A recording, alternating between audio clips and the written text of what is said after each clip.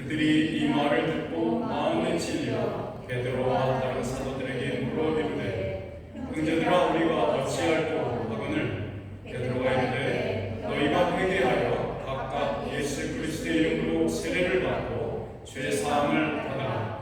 그리하면 성령의 선물을 받으리니 이 약속은 너희와 너희 자녀와 모든 먼 데 사람 곧 주 우리 하나님이 얼마든지 부르시는 자들에게 하신 것이라 하고 또 여러 말로 확증하며 권하여 이르되 너희가 이 빼앗긴 세대에서 구원을 받으라 하니 그 말을 받은 사람들은 세례를 받으면 이 날에 신도의 수가 3,000이나 더하더라. 그들이 서로의 가르침을 받아 서로 교제하고 떡을 떼며 오로지 기도하기를 힘쓰니라. 아멘. 자리에 앉으시고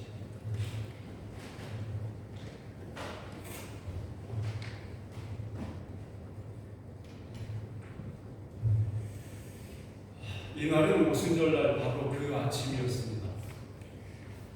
그날 아침에 9시가 될 무렵에 성령님께서 그 교회에 그 성도들의 제자들의 사도들의 머리에 각각 불의 혀같이 갈라져서 임하셨습니다. 그날 아침 베드로는 그 광경에 대해서 의아하게 생각하고 이게 무슨 일인가라고 생각했던 그 사람들에게 그 질문에 답하고 있습니다. 그것이 우리가 지난주까지 봤던 베드로가 설교하는 상황이었습니다. 베드로는 복음을 선포함에 있어서 전혀 머뭇거리지 않고 주저하지 않았습니다. 당당하고 담대하게 전하고 있습니다. 왜 베드로가 당당했냐면 성령님께서 예수 그리스도를 통해서 이렇게 약속하셨습니다. 때가 되면 성령이 너희에게 임할 것이고 너희가 그로부터 권능을 받을 것이라는 약속 그것을 믿었기 때문입니다. 베드로는 성령의 권위와 권능을 입은 채 담대하게 설교하고 있습니다. 사랑하는 여러분, 죄인이 있어야 할 곳은 죄인이 있어야 할 가장 복된 자리는 하나님의 말씀이 선포되는 그 자리에 있는 것입니다. 베드로 앞에서 설교를 듣고 있던 청중들은 유대인들이었습니다. 이스라엘 사람들이었습니다. 어떤 자들은 먼 타국에서 살고 있는 이주민들이었죠. 디아스포라처럼 나눠져서 먼 타국에서 살고 있던 유대인들이었습니다. 그들이 6월절을 맞이하였고 또 오순절을 기념하여서 다시 예루살렘을 방문하고 있던 차였습니다. 그들은 어떤 사람들이었습니까? 그들은 자기 자신들을 아브라함의 자손이더라 이렇게 생각했습니다. 하나님의 자녀다 이렇게 생각했습니다. 언제부터요? 태어나면서부터요. 그 남자들은 어떤 표를 받았습니까? 난지 8일 만에 받는 할례를 받았습니다. 그 표가 몸에 있는 한 그들은 어떻게 생각했습니까? 나는 하나님의 자녀가 분명해. 나는 구원받은 자가 분명해. 나는 약속의 자녀가 분명해. 라고 매일처럼 보고 확인하는 사람들이었습니다. 이 유대인들은 얼마 전, 바로 53일 전에 어떤 일이 있었는지 다 기억하고 그 현장에 있던 사람들이었습니다. 그들은 어디에 있었습니까? 빌라도의 법정 앞에 있었습니다. 예수님께서는 홍포를 입은 채 머리에 가시관을 쓰고 피를 흘리신 채 그 앞에 서 있었습니다. 그들에게 빌라도 앞에서 그들은 이렇게 외쳤습니다. 바라바를 놓아달라. 예수 말고 예수는 십자가에 죽여라. 이렇게 외쳤던 사람들입니다. 지금 그들이 베드로 앞에서 설교를 듣고 있는 것입니다. 이 군중들은 인간의 법정 앞에서 정의를 세워달라고 외쳤던 사람들입니다. 나사렛 예수라는 이 고귀한 자에게 씌워진 죄목은 로마 법정에서는 내란 음보죄입니다. 유대인들의 법정에서는 신성 모독죄, 신성 참남죄에 해당합니다. 당시 예루살렘 거주자에 따르면 혹은 그때에 그 6월절에 왔던 사람들, 모두가 이것을 목격했습니다. 모두가 다 알고 들었던 이야기입니다. 그들에게 지금 베드로는 말하는 것입니다. 베드로가 말합니다. 그들이 너희들이 들었지 않냐? 그 예수가 십자가에서 죽었는데 3일 후에 살아났다는 것을, 그 소문을 너희가 들었지 않냐? 유대의 권세자들은 로마 병정들의 입을 막기 위해서 막대한 돈을 지출했지 않습니까? 거짓으로 예수의 제자들이 예수님의 시신을 훔쳐갔다고 소문을 냈지 않습니까? 그 소문도 들었던 사람들입니다. 그 사람들에게 베드로는 지금 이렇게 말하고 있는 겁니다. 이 예수를 하나님이 다시 살리셨다, 이렇게 말합니다. 여러분과 내가 여기 앞에 서 있는 사도들이, 제자들이, 내 뒤에 있는 이 사람들이 다 이 일의 증인이다 라고 말합니다. 너희가 오늘 아침에 목격한 그 광경, 그것은 바로 예수님께서 살아나셨을 뿐만 아니라 하나님의 우편에 앉아 계셔서 바로 그 권위와 권세로서 주님으로서 우리에게 보내주신 그 성령님이 이 교회에 임했던 사건이라고 의미를 해석해 주고 있는 겁니다. 그러면서 나사렛 예수가 주님이시며 또한 하나님이시며 그리스도이심을 선포하고 있습니다.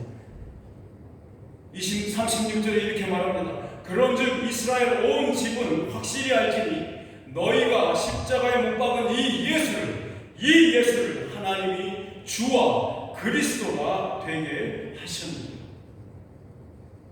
베드로의 이 설교를 들은 사람들은 이 말을 듣고 마음에 찔려서 어찌할 바를 몰라 했습니다. 그들은 양심의 가책에서 또한 드러난 자신들의 죄의 무게에 짓눌려서 신음하면서 누구에게 어떤 해결책을 물어야 하는지 허둥지둥됐습니다.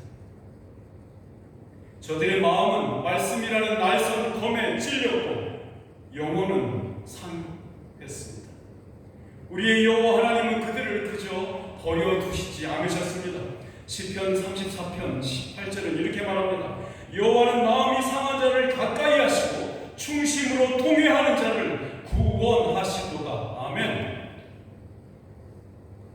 형제들아, 우리가 어찌할꼬 하면서 베드로와 사도들을 붙잡고 늘어지고 있습니다. 사랑 여러분, 말씀 없이는 듣지 못하고 들음 없이는 믿음이 생기지 않습니다. 우리가 이 지구의 무게보다 무거운 죄책으로부터 건져지는 유일한 방책은 예수 그리스도의 의를 덧입는 방법밖에 다른 길은 없습니다. 자신들을 태생부터 아브라함의 구원에 속한 자녀이고 그 약속의 증표를 몸에 지니고 있다고 믿던 할례받은 사람들이 아닙니까? 그런 사람들에게 베드로는 뭐라고 말합니까? 아니야, 그거 아니야. 그걸로 안 돼. 본문 말씀 38절에서 39절 우리가 읽은 말씀이죠. 이렇게 말하고 있습니다. 베드로가 이르되 너희가 회개하여 각각 예수 그리스도의 이름으로 세례를 받고 죄 사함을 받으라. 그리하면 성령의 선물을 받으리니 이 약속은 너희와 너희 자녀와 모든 먼데 사람 곧 우리 주 하나님이 얼마든지 부르시는 자들에게 하신 것이라. 베드로는 당대의 이스라엘 사람들이 받아들이기에는 너무도 혁명적인 말을 선포하고 있는 것입니다. 구원받는 일은 아브라함의 자손이 되는 것으로 말미암는 것이 아니고 할례라는 징표를 몸에 지니는 것으로 되는 것이 아니라 나사렛 예수 그리스도의 자손이 되어야 하는 것이다 라고 말하고 있는 거라고요. 예수 그리스도 이름으로 세례를 받는 것, 그것이 무슨 말입니까? 예수 그리스도의 자손이 되어야 구원이 된다는 이 말입니다. 또한 이 구원의 약속은 아브라함의 혈통적 후손이라고 믿었던 사람들에게 뿐만 아니라 이방인에게도 똑같이 주신 거라고 말하고 있는 겁니다. 유대인들은, 이스라엘 사람들은 어떻게 생각했습니까? 그 율법이 모세를 통해서 자기들에게만 주어졌고 이방인들에게는 주어지지 않은 구원의 방법이라고 생각하지 않았습니까? 혹 다른 이방인들이 유대인이 되고 싶어서 유대교로 들어오기를 원할 때는 뭘 했습니까? 네, 그들에게 할례를 시켰습니다. 할례를 행했습니다. 그래야만 유대교에 들어올 수 있다고, 하나님의 아브라함의 후손이 될 수 있다고 생각했던 사람들 아닙니까? 그들에게 베드로가 뭐라고 말하고 있다고요? 아니라, 그걸로 안 된다.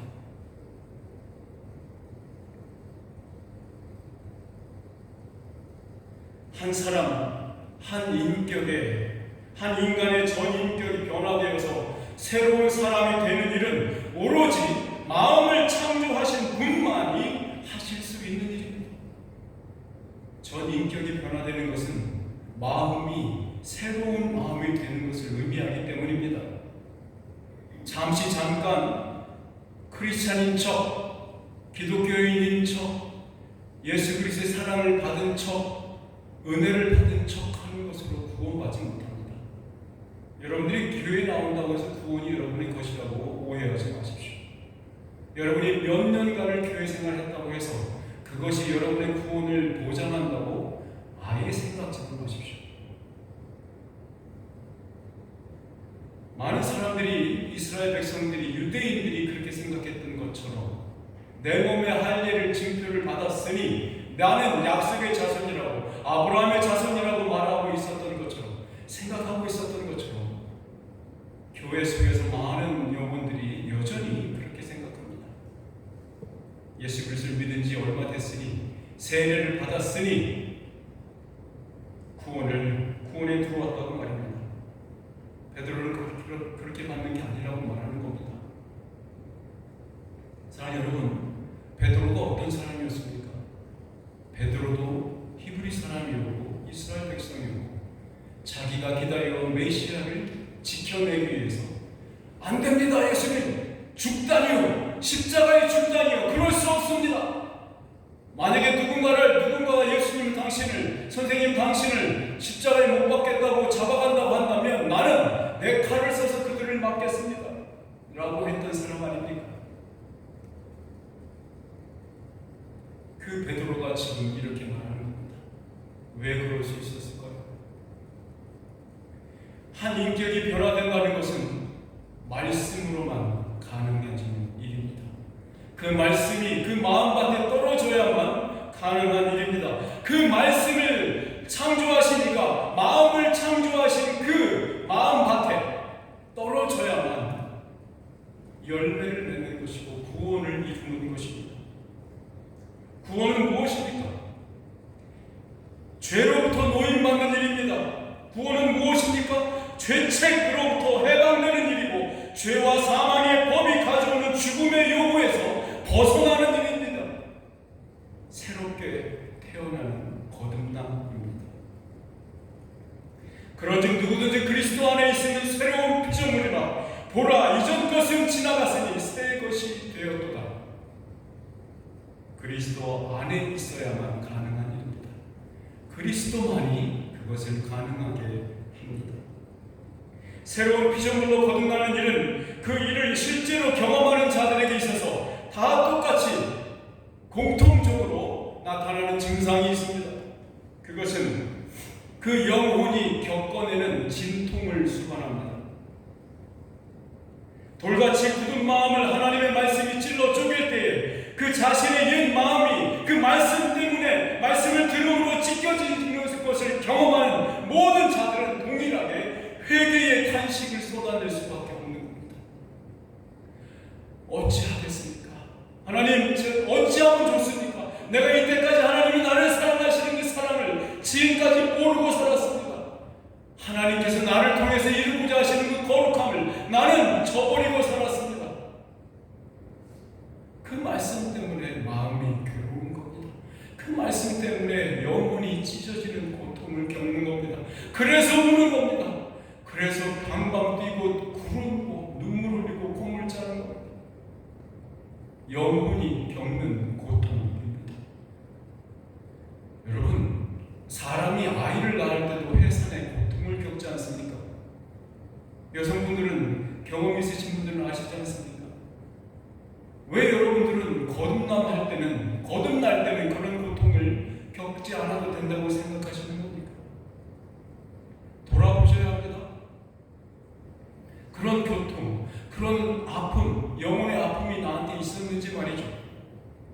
나는 정말 말씀을 들은 적이 있고 그 말씀이 나의 영혼을 찢고 그 말씀 때문에 고통하고 슬퍼하고 애통하는 적이 있었냐 이 말입니다.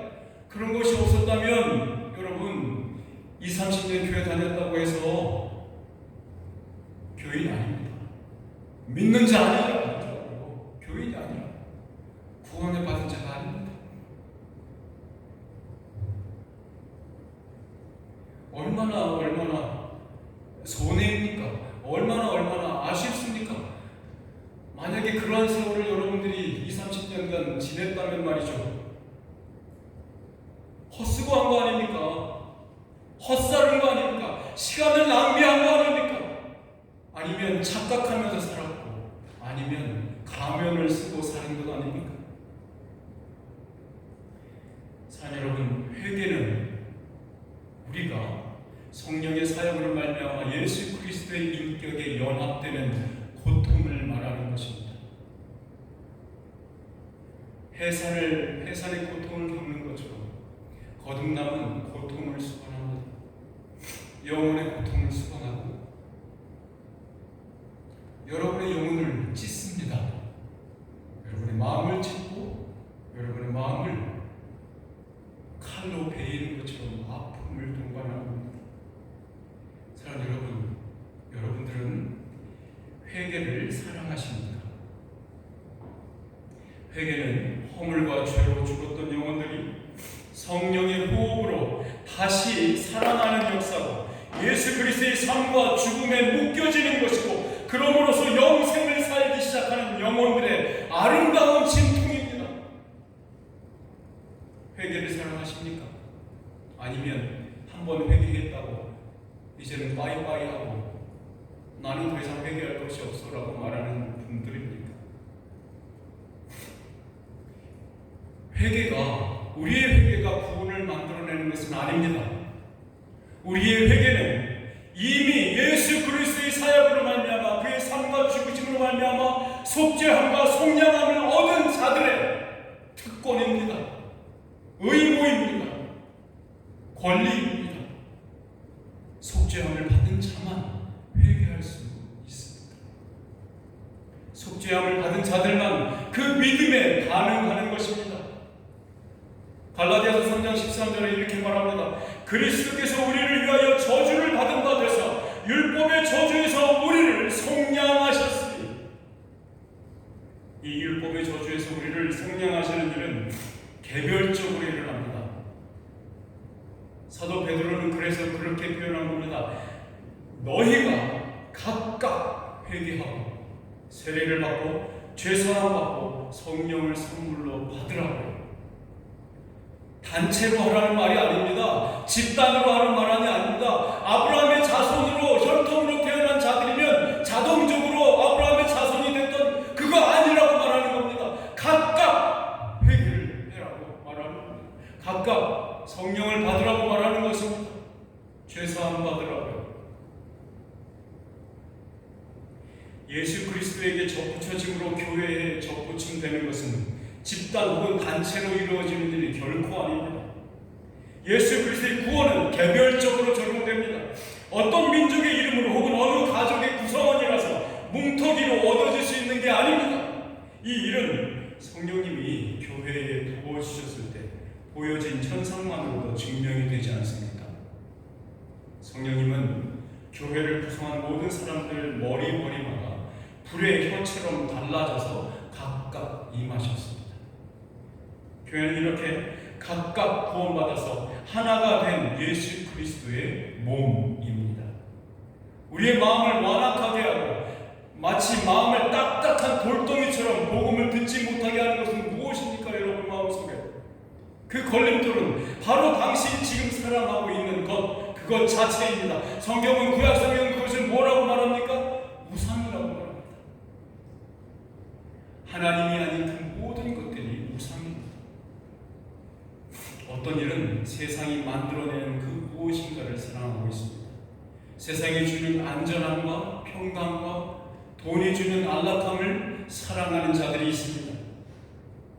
또 어떤 일은 손에 잡히지 않는 미지의 무엇인가를 환상을 쫓고 있는 자들도 있습니다.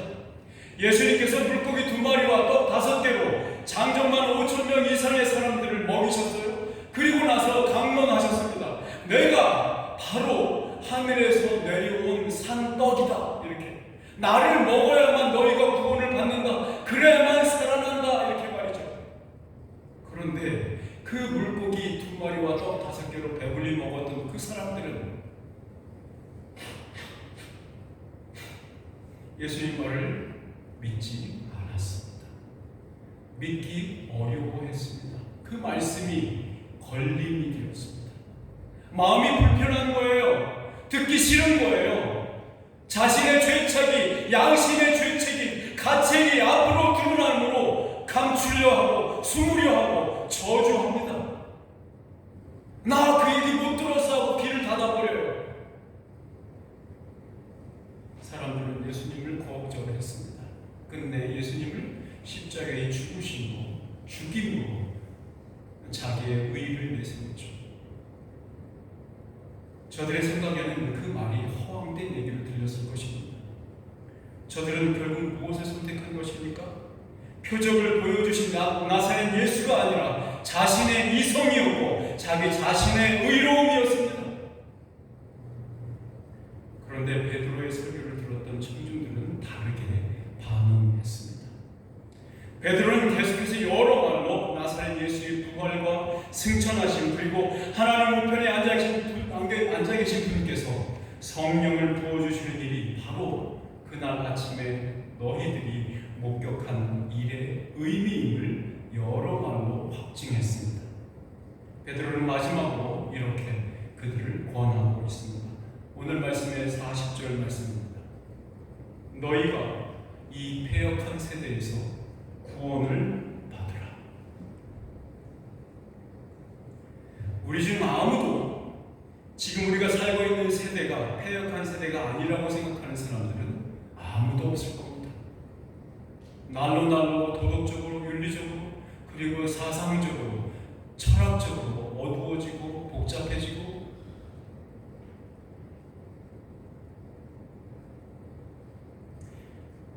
지금 우리가 사는 세대는 모든 권위를 탈피하는 세대입니다. 인정하지 않습니다. 선생님의 교권도 인정하지 않습니다. 가르치는 목사의 권위도 인정하지 않습니다. 그 위에 어떤 국가가 갖고 있는 권위에서도 탈피하려고 합니다. 세상이 주는 어떤 학문과 어떤 철학이 주는 권위에서도 탈피하려고 합니다. 그러고는 말합니다. 너 자신이 진리야. 너 자신을 믿어. 네가 생각한 그것이 진리야. 네가 우주야. 네 속에 우주가 있어.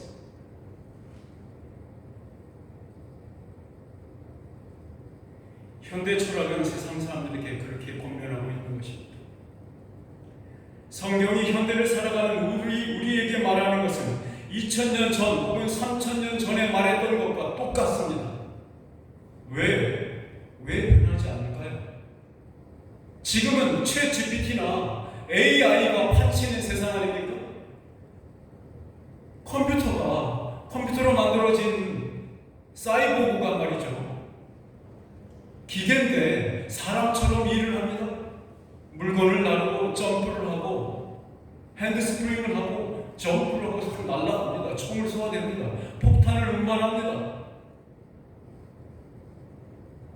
그런데 왜 성경은 우리에게 여전히 3000년 전에 4000년 전에 쓰였던 그 말을 그대로 우리에게 반복하고 있는 것일까요?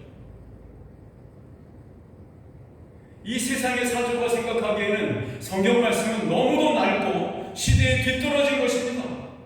그런데 생각해 보십시오. 3000년 전에 하나님께서 말씀하신 그 진리가 지금 3000년 지났다고 해서 지금 변한다면 그것이 진리이겠습니까? 진리는 변하지 않는 것입니다. 변할 수 없는 것입니다. 왜냐하면 그것을 주시는 하나님이, 그 말씀을 주신 하나님이 변하지 않는 분이시기 때문에 그렇습니다. 사랑하는 여러분은 누구를 사랑하고 섬기고 믿고 있습니까? 하나님이 다른 분이 되지 않는 이상 성경의 진리는 변개될 수 없습니다. 사도 베드로는 하나님의 말씀을 듣고 마음의 찔림을 받아 어찌하면 좋습니까? 라고 묻는 이들에게 회개하여 구원을 받으라 라고 말합니다. 아니 왜 이렇게 세련되지 못하고 미련하고 시대에 뒤떨어진 방법으로만 복음은 전달되는 것입니까? 왜 하나님은 굳이 이런 전도에 미련한 것으로만 얘기하라고 말합니까? 사람들의 마음을 불편하게 하고 그들의 마음을 찢어서야만 어떻게 하나님 우리에게 여전히 그 말씀을 전달하는 그 방법으로 택하라는 명령을 하고 계시는 걸까요? 인간의 판단에는 효과적이지 않은 것처럼 보입니다. 그렇죠? 오히려 챗GPT나 AI를 사용하면 우리가 직접 복음 전도하는 것처럼 보다 더 효과적이고 잘할 수 있지 않을까 생각하죠. 그러나 하나님의 생각은 다른 것 같습니다. 고린도전서 11장 21절에 이렇게 말하고 있습니다. 하나님의 지혜에 있어서는 이 세상이 자기 지혜로 하나님을 알지 못하므로 하나님께서 전도에 미련한 것으로 믿는 자들을 구원하시기를 기뻐하셨도다. 사도 바울은 전도에 미련한 것으로 믿는 자들을 구원하시는 것이 하나님의 계획이고 하나님의 방법이다 라고 얘기하고 있는 겁니다. 아니 왜 그러신다는 거죠? 첫 번째로는 이 세상이 자기 지혜로는 하나님을 알 수 없기 때문이랍니다. 이 세상의 지혜가 고도로 발전한다 해도 발달을 거듭한다 할지라도 수천 년 후에 아직까지 시간이 있다는 말이죠. 그때까지 발달을 거듭한다 할지라도 그 세상의 지혜는 하나님을 알 수 없다라고 말합니다. 두 번째는 전도에 미련한 것이 인간을 구원하기에 충분하기 때문이라는 것입니다. 또 다른 수단이 필요치 않다는 거예요. 인간의 입을 통하여서 대언되는 하나님의 말씀보다 죽어있는 영혼을 살려내는 효과적인 방법은 없다는 것입니다. 하나님께서 말씀으로 천지를 창조하신 것처럼 하나님은 자신의 말씀으로 인간을 새로운 피조물로 만드실 수 있다는 것입니다. 하나님이 하나님 되신 것, 그의 입에서 나오는 모든 말씀의 그 무게와 가치는 동일한 것입니다. 세상 전체보다 천지 만물보다 무거운 것이 하나님의 말씀입니다. 그 말씀으로 전하라는 것입니다. 마지막으로 이 방법만을 하나님께서 흡족해 하시고 기뻐하신다는 것 때문입니다. 저와 여러분이 하나님을 사랑하고 그를 섬긴다면 누가 기뻐하는 것이 우리의 스탠다드고 규범이 되어야 하겠습니까? 방법이 되어야 하겠습니까? 네, 그것은 당연하고 하나님이 우리가 사랑하는 그 하나님을 기뻐하시는 방법으로만이 해야만 한다는 것이죠. 하나님이 기뻐하시니까, 하나님이 흡족해 하십니다. 언제 하나님이 또 흡족해 하셨는지 아십니까? 사랑하는 여러분, 그 하나님이 자기 아들을 십자가에 달리게 내어주는 그 시간, 자기 아들을 십자가에 못 박아 죽이는 그 시간, 자기 아들이 자원하여서 그 죽음으로 순종으로 나아가는 그 시간, 하나님의 마음은 흡족했고 기뻐했습니다. 지금도 오로지 듣고 믿는 방법으로만이 구원이 임합니다. 시편 33편 10절에서 11절 이렇게 말합니다. 여호와께서 나라들의 계획을 폐하시며 민족들의 사상을 무효하게 하시도다. 여호와의 계획은 영원히 서고 그의 생각은 대대에 이르리로다. 하나님의 생각은 변하지 않습니다. 하나님의 계획은 변하지 않습니다. 하나님의 방법도 변하지 않습니다. 하나님이 기뻐하시는 방법도 변하지 않습니다. 성령을 선물로 받는 유일한 방법은, 유일한 길은 듣고 믿는 방식으로 정해놓으신 하나님의 계획밖에 다른 길이 없습니다. 하나님의 말씀을 듣는 자들의 반응은 여러 가지로 나타납니다. 어떤 이는 어찌할꼬 하며 전인격적으로 괴로워하며 나아갑니다. 풀 수 없는 매듭 앞에 선 사람처럼 양심의 가책으로 답답해합니다. 또 어떤 이들은 도리어 메시지를 전하는 메신저를 조롱하고 거절합니다. 심지어 대적하여 죽여버리기도 합니다. 사도 바울은 복음을 전하다가 신성 모독에 참남한 말을 한다는 거짓 고소로 돌에 맞아 거반 죽을 뻔한 적도 있습니다. 바울은 끝내 참수형을 당했습니다. 스데반은 돌에 맞아 죽었고 이사야는 토백혀 죽었습니다. 오늘 이 설교를 하고 있는 베드로도 십자가에 거꾸로 달려 죽었다고 전해집니다. 이 믿음의 사람들이 뿌린 복음의 씨앗들은 땅속에서 죽은 듯 보였으나 끝내 열매를 맺습니다. 마지막 추수의 기쁨을 나누는 절기였던 이 오순절날 아침에 주님이 세우신 교회가 그 추수를 열매들을 거두어드리고 있는 장면입니다. 41절에 이렇게 말합니다.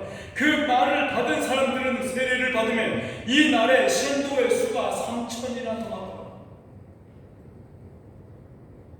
이처럼 많은 열매를 추수하게 된 일은 사도들이나 제자들이 예상할 수 없었던 일입니다. 이 일은 사도들로 하여금 예수님께서 생전에 약속하셨던 그 예언을 기억나게 했을 것입니다. 주님께서 이렇게 말씀하고 약속하셨습니다. 요한복음 14장 12절에 내가 진실로 진실로 너에게 그러니 나를 믿는 자는 내가 하는 일을 그도 할 것이요 또한 그보다 큰 일도 하리니 이는 내가 아버지께로 가니라. 마지막 추수를 기뻐하는 이 오순절날 아침 예수 공동체인 교회는 추수한 곡식단을 여호와 앞에 흔들며 할렐루야 하며 찬양하는 것 같습니다. 사랑하는 성도는 저는 이렇게 외치고 싶습니다. 회개하고 성령을 받으십시오. 그러면 당신은 그 3,000의 숫자에 하나 더하여질 것입니다. 3,002, 3,003 이것이 왜 우리가 기대하면 안 되는 것입니까? 이 아침에 제가 여러분 앞에 외칩니다. 예수 그리스도의 구원 거기에 들어오십시오. 말씀을 믿으십시오. 예수 그리스도께서 여러분께서 죽었다는 것을 믿고 그가 다시 살았다는 것을 믿고 그가 성령님을 선물로 보내심을 믿으시기 바랍니다. 그리하여서 3,001, 3,002, 3,003이 되면 왜 안 됩니까? 이렇게 각각으로서의 하나는 교회에 연합되는 것입니다. 교회는 사도적 권위를 위임받은 기관입니다. 교회 속에서 하나님의 말씀이 선포되는 것이고 하나님의 말씀은 가르쳐집니다. 그 말씀은 인간들의 영혼을, 인생들의 영혼을 새롭게 할 뿐만 아니라 교회 속에서 거룩함으로 자라나게 하는 것입니다. 각각 회개함으로 죄사함을 받고 성령을 선물로 받은 사람들 그 각자는 그렇게 교회 속으로 연합되는 것입니다. 교회에 부여된 인물은 이렇게 묘사되어 있었습니다. 42절 말씀입니다. 그들이 사도의 가르침을 받아 서로 교제하고 떡을 떼며 오로지 기도하기를 힘씁니다. 예수 공동체인 교회는 하나님의 말씀이 선포되고 배워지는 곳입니다. 하나님의 말씀이 아닌 그 다른 어떤 것이 이야기된다면 더 이상 그것은 교회가 아닐 것입니다. 하나님은 질서의 하나님이십니다. 성령님은 교회 속에서 구성원들에게 은사를 모두에게 베푸심으로 질서 있고 조화롭게 서로 거룩함으로 세워지기를 원하십니다. 구원을 받았으나 교회를 거부하는, 조직된 교회를 거부하는 영혼들이 있습니다. 간혹 있습니다. 그것이 일시적으로 잠시 떠나 있는 경우가 아니라면 진정코 구원 얻은 자인지 돌아보아야 합니다. 하나님의 말씀은 분명하게 말하고 있지 않습니까? 서로 교제하고 서로 떡을 떼라고 말합니다. 교회는 서로 삶을 나누는 교제가 있는 공동체라야만 합니다. 이 교제는 성도들 서로의 삶에서 거룩함을 이루게 하는 것이고 믿음 안에서 서로를 성장시키는 과정을 의미합니다.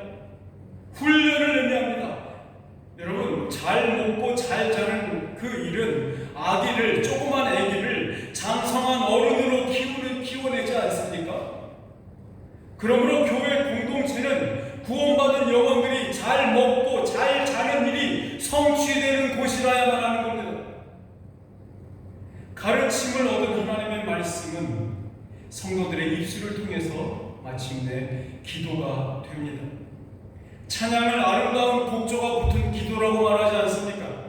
교회가 마땅히 가져야 할 표지인 예수 그리스도의 그 생명은 바로 저와 여러분이 속한 버밍엄 한인교회 공동체에 회복되어야 하는 것입니다. 우리는 말씀 공동체이며 성찬 공동체입니다. 우리에게서 사랑의 냄새가 흘러 바깥으로 나갈 때에 갈급하고 굶주린 영혼들은 이곳으로 찾아올 것입니다. 우리는 준비해야 합니다. 저들을 먹일 음식과 입힐 옷을 말입니다. 영적으로 벌거벗은 자들이 주님이 주인 되시는 이 공동체에 찾아올 때에 무엇으로 손님을 맡겠습니까?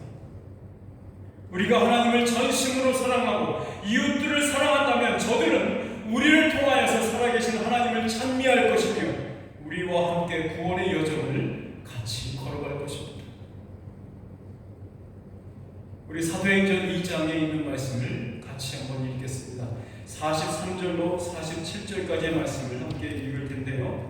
모두 다 일어나서 함께 읽음으로써 말씀을 맺기 원합니다. 모두 함께 일어나서 사도행전 2장 43절로 47절까지의 말씀을 같이 읽겠습니다. 큰 소리로 읽기 시작합시다. 사람마다 두려워하는데 사도들로 말미암아 기사와 표적이 많이 나타나니 믿는 사람이 다 함께 있어 모든 물동을 서로 동행하고 또 재산과 소유를 팔아 각 사람의 필요를 따라 나눠주며 날마다 마음을 같이하여 성전에 모이기를 힘쓰고 집에서 떡을 떼며 기쁨과 순전한 마음으로 음식을 먹고 하나님을 찬미하며 또 온 백성에게 칭송을 받으니 주께서 구원받는 사람을 날마다 더하게 하시느니라. 기도합시다. 사랑하신 아버지 하나님, 우리의 마음이 주의 말씀 앞에 부르르 떨게 하시고 무릎이 주의 존전 앞에 사시나무 떨게 하여 주시옵소서. 우리의 영혼이 깨어지고 찢어지고 아파해도 좋으니 주님 우리에게 주의 말씀을 부어주시옵소서. 회개의 아픔과 회개의 슬픔이 우리가 지나가야 할 과정이라도 좋습니다. 우리는 그것을 사모합니다. 우리는 그것을 기뻐합니다. 왜냐하면 주님께서 우리의 은신처가 되시며 주님만이 우리의 피난처가 되심을 우리가 알기 때문입니다. 아버지 하나님, 이곳에 속한 모든 형제자매들 머리를 주님 앞에 올려드리오니 저들의 영혼을 보고 살펴 도와주시옵소서. 저들에게 필요한 것을 공급하시고 저들이 기도할 때 주님께서 응답하여 주시옵소서. 부르짖는 영혼 앞에 통회하는 심령으로 주님 앞에 부르짖을 때 주님께서 응답하시고 그들에게 내가 여기 있노라, 내가 너와 함께 있다라고 말씀하지 않습니까? 오늘 머리 숙인 저 영혼들에게 응답하시고 주님께서 저와 가까이 있어 주시옵소서. 예수 그리스도 이름으로 기도하옵나이다. 아멘. 자, 우리 찬송하겠습니다. 서신체로 찬송가 162장 찬송가 162장 찬양드리겠습니다. 1절 2절 하고 간주하고 3절 찬양드리겠습니다.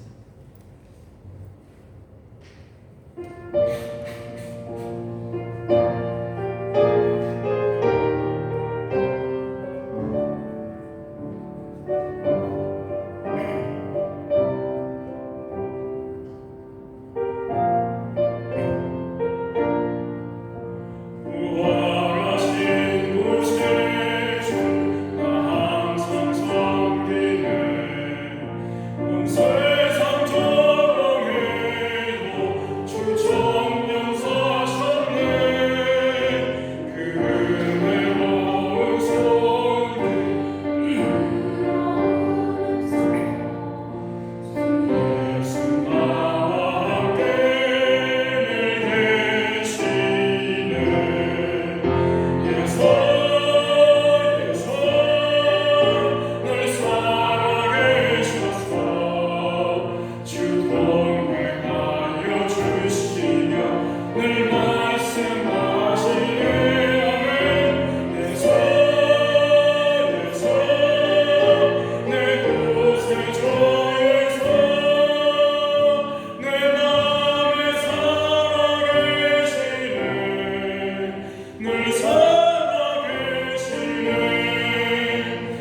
세상 살펴보니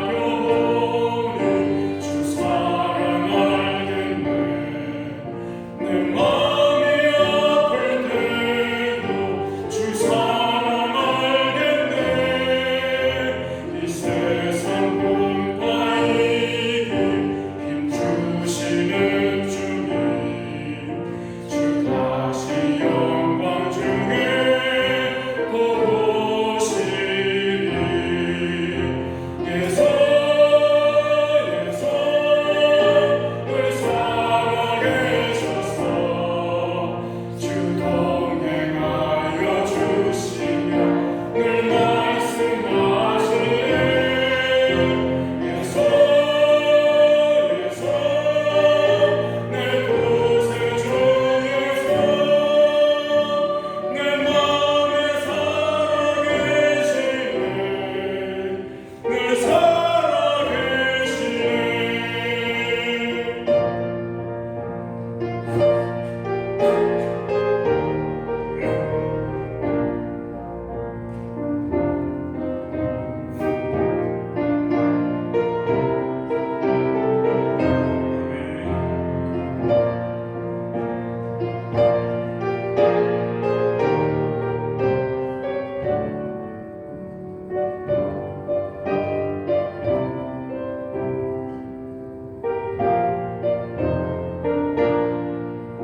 주 믿는 성도들아 다 기쁜 노래로 주 예수 우리와 함께 다 찬양 드리세. 이 세상 소망이여 참 친구 되시는 주 예수 영원토록 찬양하세. 예수 예수 늘 살아계셨어. 주 동행하여 주시며 늘 말씀하시네. 예수 예수 내 구세주 예수 내 마음에 살아계시네. 늘 살아계시네.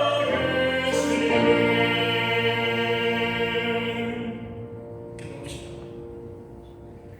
전능하신 아버지 하나님, 우리가 주님 앞에 나올 때에 주님 앞에 우리의 사랑의 징표들을 가지고 나왔나이다. 드려지는 예물이 우리의 징표보다 크지 않습니다. 우리의 사랑보다 크진 않으나 주님, 이곳이 쓰여질 때마다 주의 사랑이 전파되게 하시고 주의 권능의 손이 펼쳐지게 하여 주시옵소서. 하나님 이 교회가 이것으로 먹고 마시는 모든 일에, 손님을 맞는 모든 일에 풍족하게 도와주시고 이곳에 오시는 모든 손님들이 주 예수 그리스도의 영광의 복음에 충만하고 흡족하며 돌아가는 역사를 일으키는 믿음의 역사가, 믿음의 반응들이 일어나는 공동체들은 일에 자원되게 하시고 영양분되게 하여 주시옵소서. 아버지 하나님, 머리 숙인 자들에게 아버지께서 임하여 주시고 성령으로 충만케 하여 주시어서 저들의 아픔을 치료하시고 저들의 슬픔을 치료하시며 저들의 육적 아픔을, 물리적 아픔을 치료하여 주시기 원하나이다. 치유의 역사와 다시 씻게 하시는, 물로 씻기시는 역사가 성령님을 통하여서 저들에게 임하여 주기를 바랍니다. 주님 함께하여 주시옵소서. 이제는 우리 주 예수 그리스도의 은혜와 하나님 아버지의 크신 사랑과 성령 하나님이 교통, 감화, 충만케 하시는 역사가 이제 각각 회개하고 세례를 받고 죄사함을 받아 성령을 받음으로 교회에 연합하기를 원하며 다시 그것을 확인하기 원하는 결심하는, 사랑하는 범용화 한인교회 형제자매들 머리 위에 이제부터 영원토록 함께 있을 지어다. 아멘.